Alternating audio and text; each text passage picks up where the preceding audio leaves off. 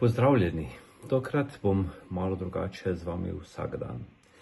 Namreč dobivam veliko vprašanj, zato sem se nekako odločil, ker vidim, da vedno manj ljudi bere, da bom vsak dan odgovoril na eno vprašanje.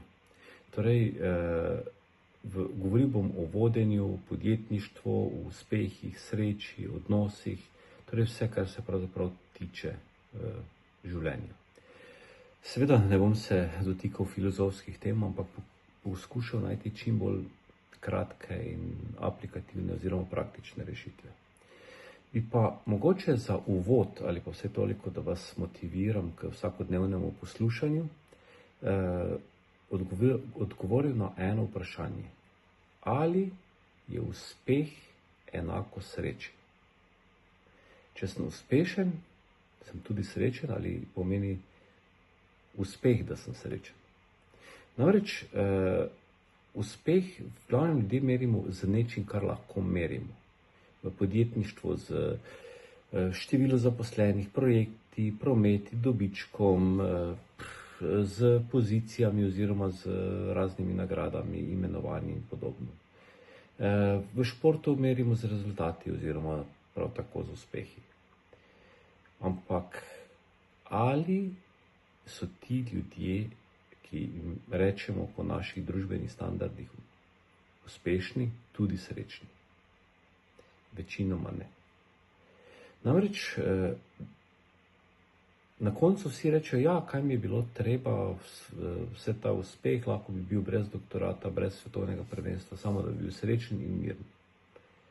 Ampak, če predhodno ne bi bil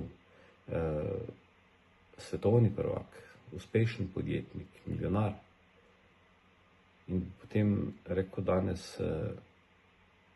da je, se pravi, vse ima poravnano, čisto, dobre odnose doma, ampak ali bi lahko potem rekel, da je miren oziroma srečen? Ne bi. Namreč vsak od nas ima nekaj v sebi. Bom kar povedal na svojem primeru. Jaz sem pravzaprav vso svoje življenje predvsem vlagal v raziskovanje, v akademsko sfero, pisanje, zato so tudi vse te moje knjige, nagrade, karkoli se pač že najde,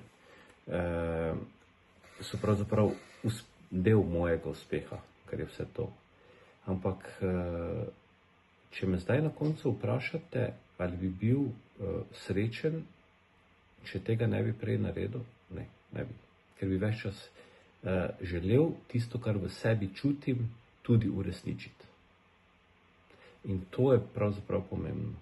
Mi smo lahko srečni šele takrat, ko vse svoje notranje želje, potrebe na nek način uresničimo ali pa vse poskušamo in na koncu rečemo, ni šlo. Ampak res naredimo vse. Torej gremo vedno do konca. In to je pravzaprav poanta sreče. Najprej moraš biti uspešen. Uspešen pomeni, da dosežeš tisto, kar si v sebi želiš, da lahko potem začneš vzpostavljati notranji mir.